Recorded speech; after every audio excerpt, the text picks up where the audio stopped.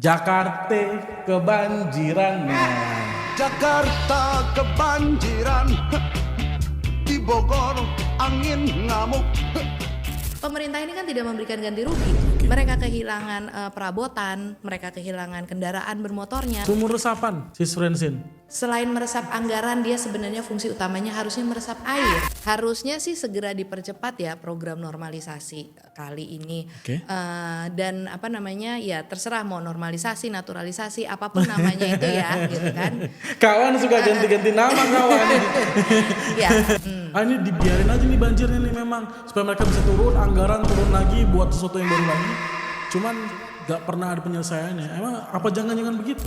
Tapi ini sudah berbentuk putusan pengadilan yang berkekuatan hukum tetap. Oke. Di mana harusnya dilakukan penerapan Kalimampang yang kayaknya- putusannya Iya. di awal tahun 2022 tapi sampai sekarang belum terlaksana sepenuhnya.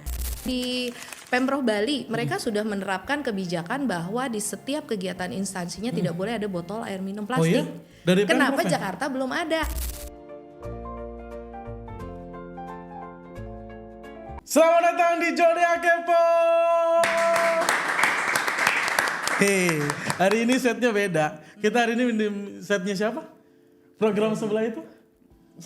Program sebelah itu siapa namanya? Enggak, setnya Zebi.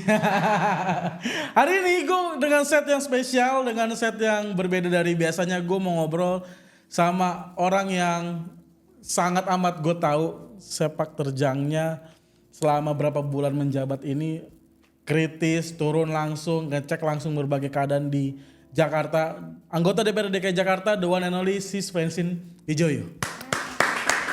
Sis Frensin, terima kasih sudah hadir. Banget, Bro Jo, udah Terima kasih diundang. sudah hadir di UMKM Super Mikro ini. Yang hari ini aja saking mikronya kita minjem set orang lain. Yang penting semangatnya keren. Sis Frensin, Ya. hari ini aku mau kepo banyak. Jadi Jodia Kepo aku selalu perkenalkan ini ke teman-teman yang pertama kali hadir. Ini adalah platform yang aku dan teman-teman pakai untuk kepoin banyak hal tentang kebijakan ataupun banyak hal yang terjadi di Indonesia, situasi politik dan lain sebagainya, terutama dari para tokoh-tokoh yang bergerak di bidangnya. Hari ini aku mau kepo banget karena Jakarta lagi kembali nggak baik-baik karena kita banjir lagi. Jakarta kebanjiran. Jakarta kebanjiran, di Bogor angin ngamuk. Kita banjir lagi. Sis Frensin, aku mau mulai. Update-nya bagaimana sejauh ini Sis Frensin? Kenapa masih banjir lagi? Apakah ini akan panjang?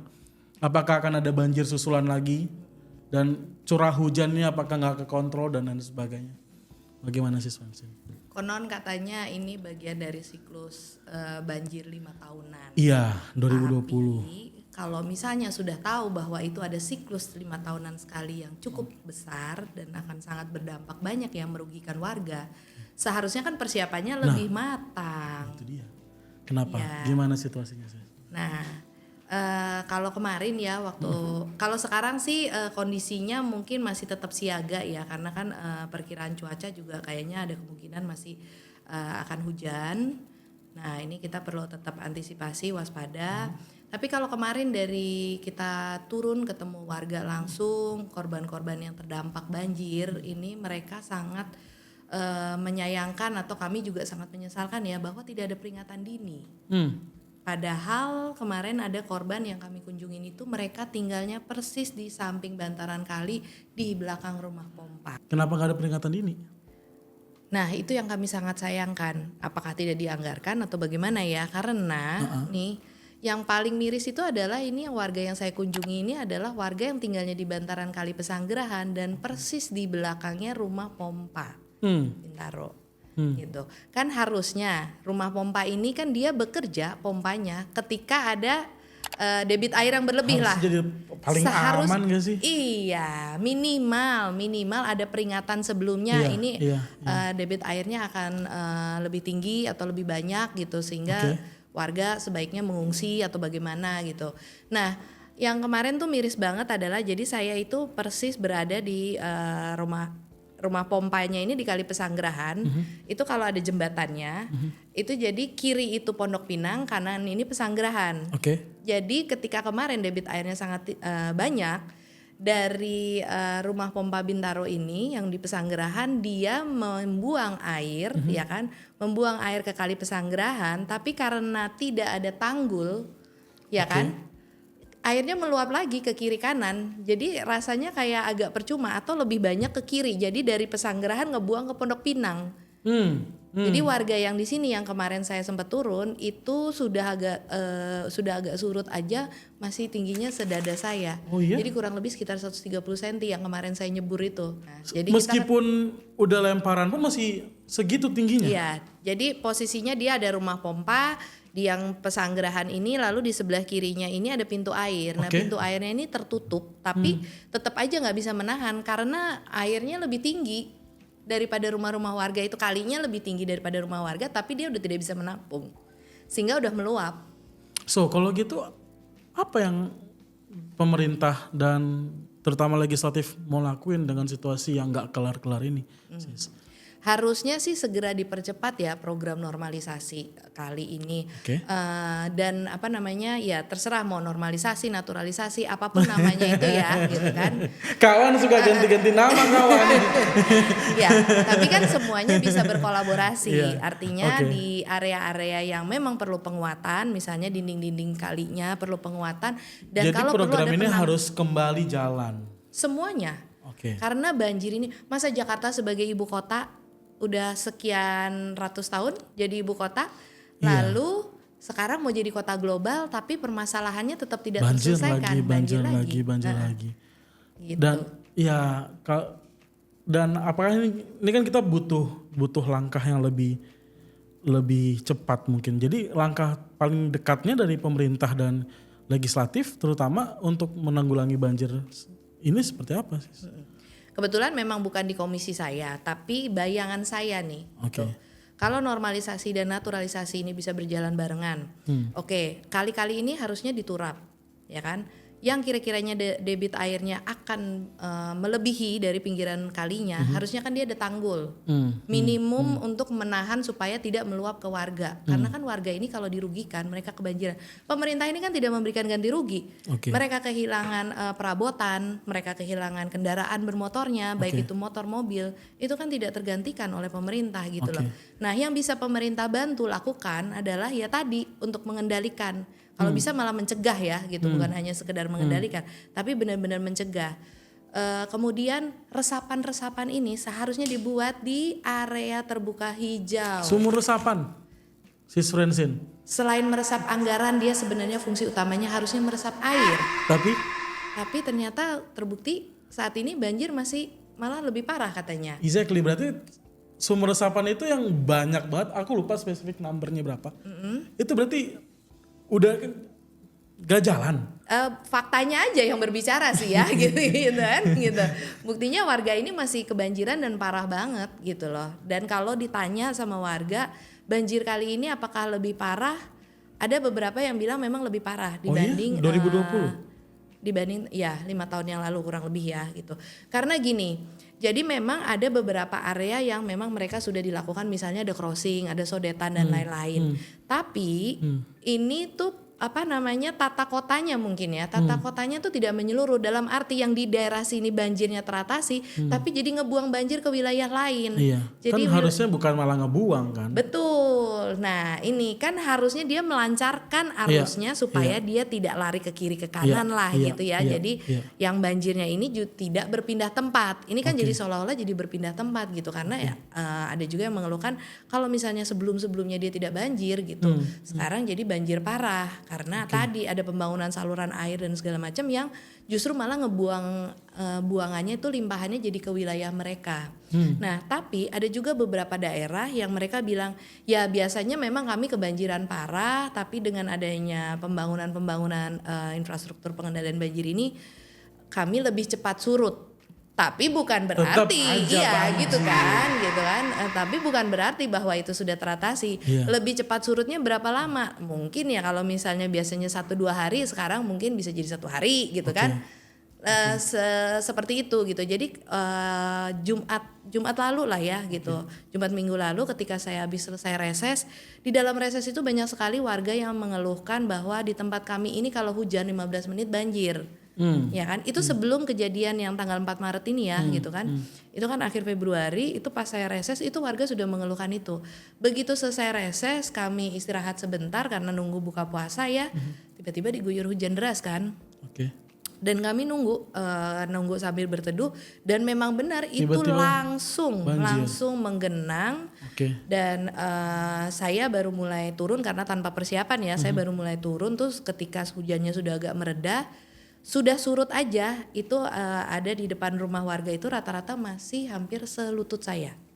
Wow. Tinggi airnya. Dan itu warga sudah ditanggur rumah-rumahnya, itu mereka harus nyerok-nyerok air dari rumahnya. Itu ada saya posting juga tuh. Mereka masih harus nyerok-nyerok air karena airnya tetap masuk dan di depan rumah mereka itu masih setinggi lutut saya padahal sudah surut. Nah, ini jadi memang aduh gimana ya, sudah ganti beberapa kepemimpinan tetap aja masalah ini tetap ada gitu. Maksudku kadang ada pikiran liar ya. Aku dan kalau ngobrol sama teman-teman, apa jangan-jangan banjir begini tuh dibiarin aja untuk sama pemerintah jalan. Ini pikiran liar yang memang gak berdasar sih. Namanya orang kalau lagi nongkrong ngobrol sama teman-teman, ini dibiarin aja nih banjirnya nih memang supaya mereka bisa turun, anggaran turun lagi buat sesuatu yang baru lagi. Cuman gak pernah ada penyelesaiannya. Emang apa jangan-jangan begitu? Saya sih sangat berharap itu tidak mungkin terjadi ya. Rasanya ini kan hati nurani manapun ya kan pasti punya empati dan tidak tega ya kalau lihat warga gitu kebanjiran lah gitu. Sama yang seperti tadi saya berulang kali bilang, pemerintah ini kan tidak memberikan ganti rugi terhadap harta benda mereka yang hilang, apalagi kalau nyawa. Kemarin kan baru aja meninggal kan, ada satu orang yang meninggal di Jakarta Selatan kan, hanyut. Dan di kemarin itu juga ada, saya dapat info dari warga, ada keponakan yang lagi berkunjung di awal tahun baru kemarin gitu. Karena dia tidak mengenal wilayahnya dan di samping kali Pesanggerahan itu tidak ada batas pagar pengaman, dia berusaha mengambil sendalnya yang jatuh. Ya. Dan akhirnya anak itu hanyut dan meninggal dunia. Baru aja Januari ini kan gitu. Ditambah lagi sekarang dengan kondisi banjir yang cukup parah ya di awal Maret ini. Menurut Sis Francine dengan kondisi begini, ini bola panasnya berarti saat ini ada di mana?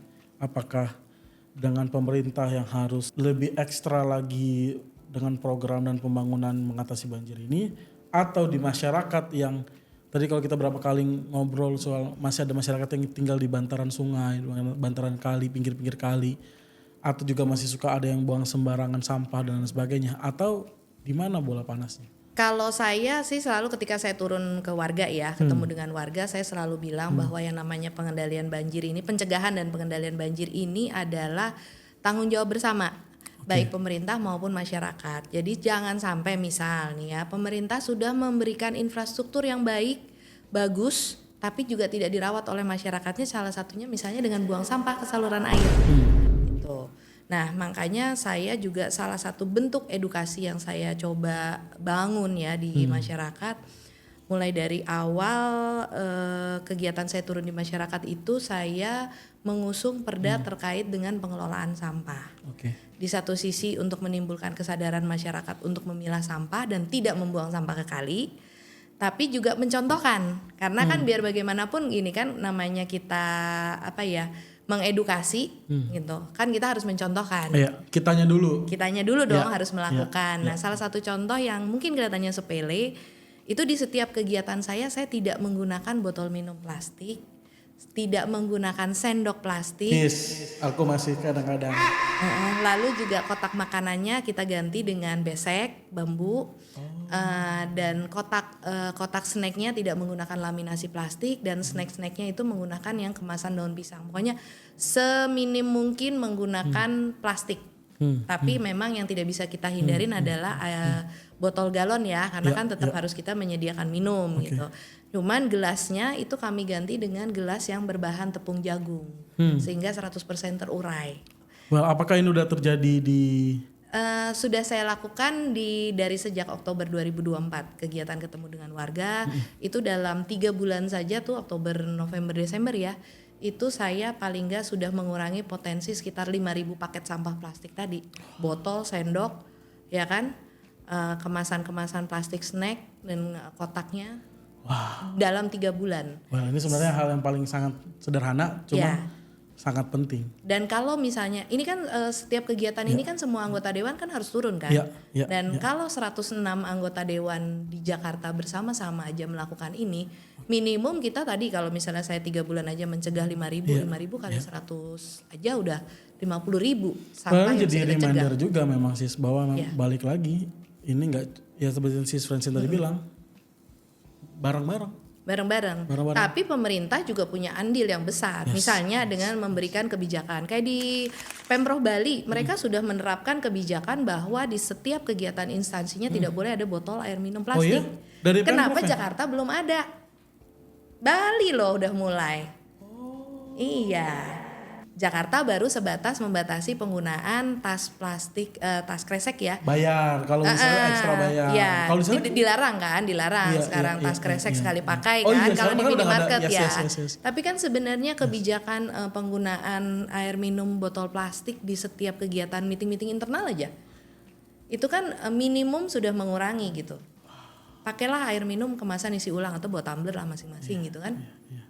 Wah, iya sih benar juga ya. Iya. Memang yang gini-gini yang harus kita mulai. Jadi kita juga stop salah-salahan, stop. Ya betul, tapi juga Tetap harus programnya jalan. tetap harus jalan Tetap harus untuk jalan, tadi tetap harus kawal. saluran-saluran airnya tetap harus dibenahin. Tidak hanya pemerintah membangun, tapi warga juga harus merawatnya, misalnya dengan melakukan kerja bakti rutin, tidak membuang sampah ke kali. Iya. Gitu. Jadi harusnya kolaborasi bareng-bareng. Kalau menurut saya ya, mencegah itu pasti akan selalu lebih baik dan lebih murah dibanding dengan mengobatin. Pastinya. Jadi sebenarnya pencegahan banjir ini harus dilakukan tadi secara komprehensif ya, tadi resapan, kemudian juga perbaikan saluran air, penurapan itu harus dilaksanakan dengan sebaik-baiknya.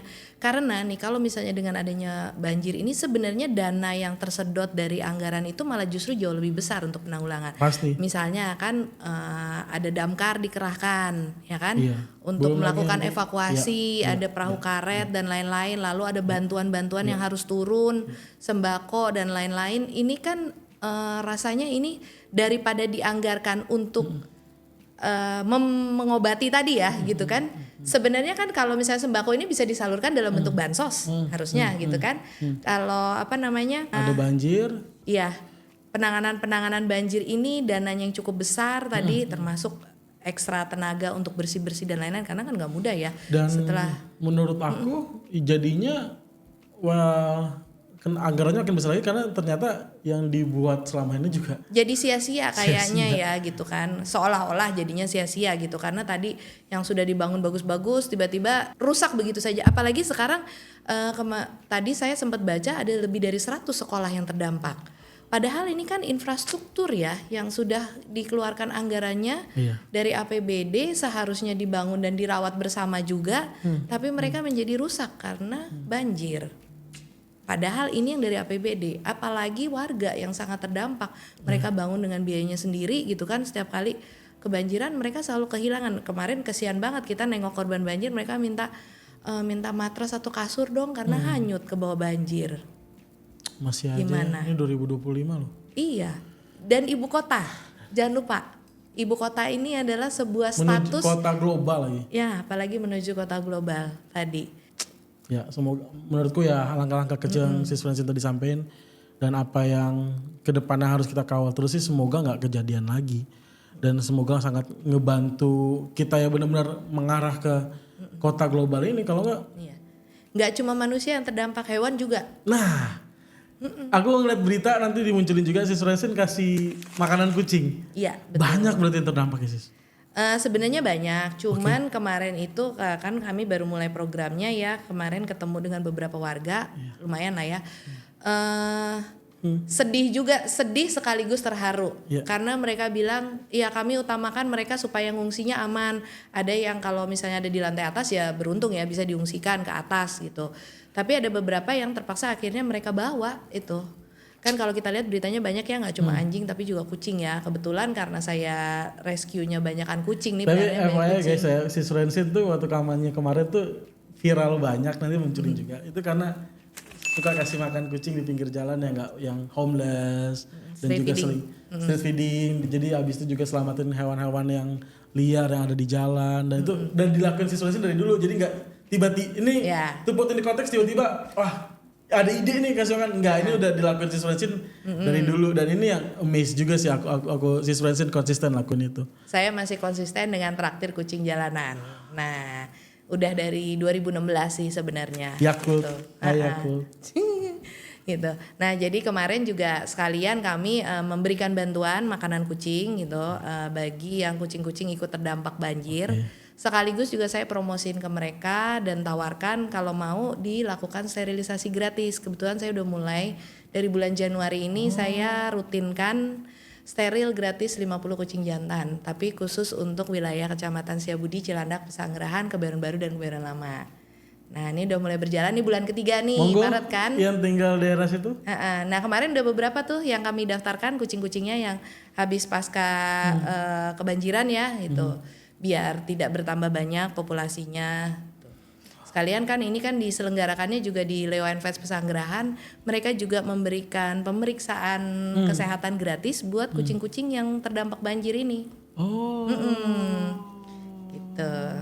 Well, jadi ya hewan juga patut mendapatkan perhatian lah karena kan mereka juga bernyawa ya gitu kan perlu diselamatkan juga gitu dan saya mengapresiasi sekali ya baik petugas damkar maupun juga petugas-petugas penyelamat kebencanaan ini yang mereka juga tidak segan-segan membantu warga yang mengevakuasi hewannya. Well, naik perahu karet, ada yang digendong. Si doang nih. Ini si Swensin doang yang lakuin nih topunya nih top.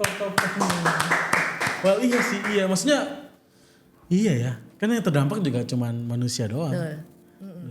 Dan jadi tapi kucing-kucing semua aman berarti sih selama penelusuran di lapangan.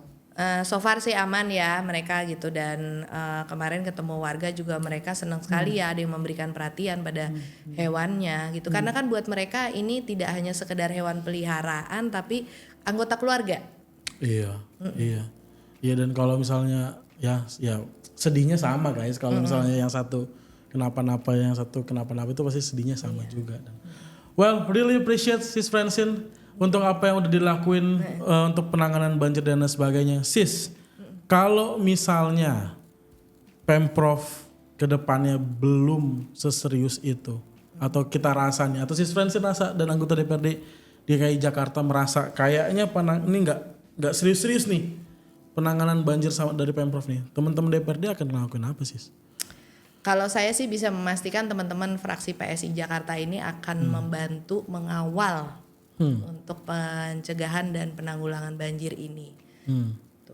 Karena ini sudah berulang kan, berulang dan harusnya menjadi prioritas dan seperti tadi yang kami sayangkan adalah kalau sudah tahu setiap 5 tahun sekali itu ada siklus banjir besar, harusnya selama periode 5 tahun itu sudah mempersiapkan agar semakin berkurang area-area yang terdampak banjir besar tersebut. Kayaknya ini jadi tugas utama deh, maksudnya dari para gubernur juga yang terpilih. Kita nggak mengesampingkan hal-hal penting lain seperti kesehatan, pendidikan, tapi ini hal yang konkret perlu banget kayaknya didahuluin dulu. Dan mendasar sekali dan sangat mendasar, gitu ya. Karena kalau ini aman, kesehatan top.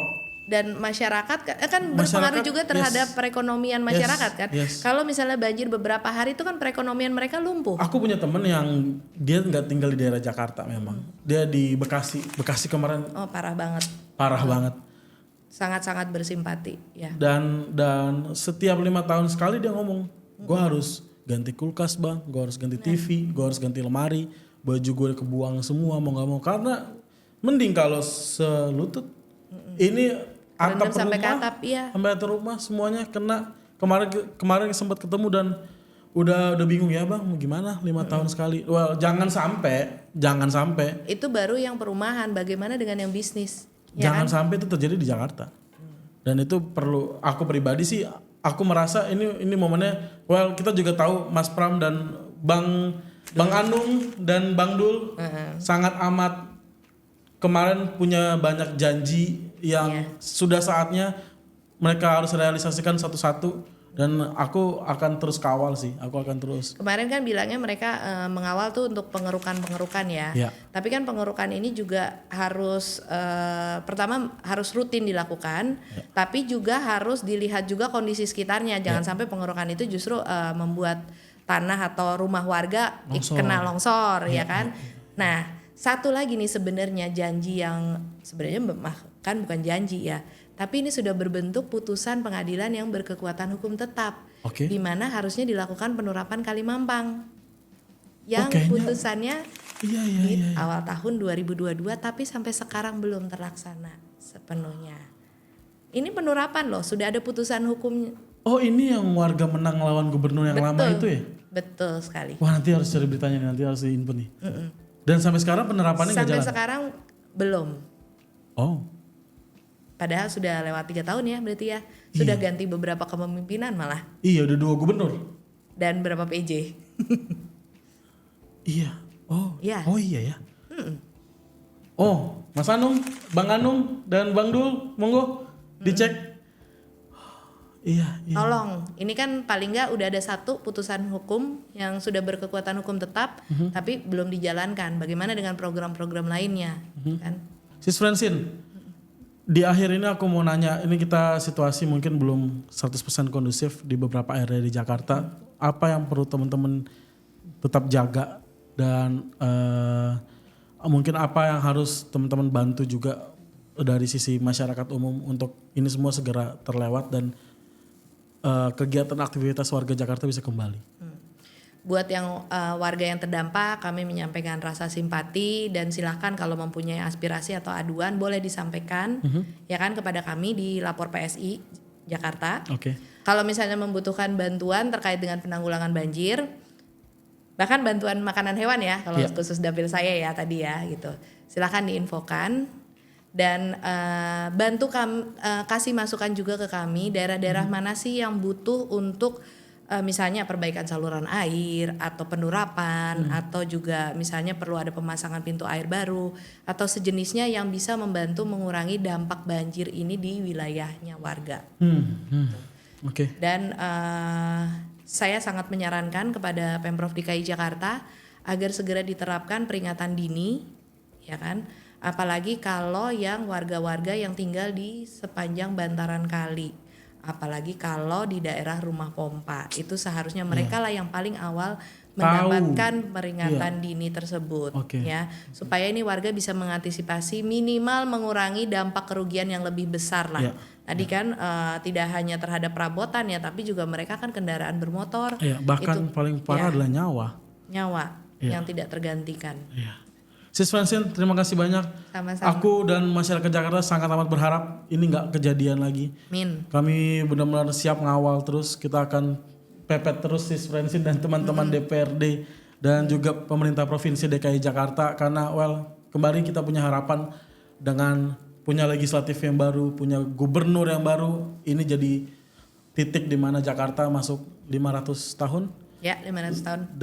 Dengan sempurna masuk jadi kota global, kota kolaborasi yang bikin kita bangga dan tentunya semuanya berjalan secara efektif, gak banjir lagi, peningkatan program-program penanggulangan banjir dan lain sebagainya bisa teratasi. Terima kasih banyak Sis Francine sudah mau hadir. Mungkin ada ini closing statement yang Sis Francine ingin sampaikan untuk teman-teman semua. Semoga Jakarta ini nantinya akan menjadi kota global yang bebas sampah, tidak lagi kumuh, dan bebas banjir dan juga bebas macet lah. Sesederhana itu, tapi implementasinya mungkin agak sulit ya gitu. Tapi semoga ini menjadi prioritas dari Pemprov DKI Jakarta. Amin. Amin. Sampai ketemu di episode selanjutnya. Jadi harus terus. Thank you Bro Jo.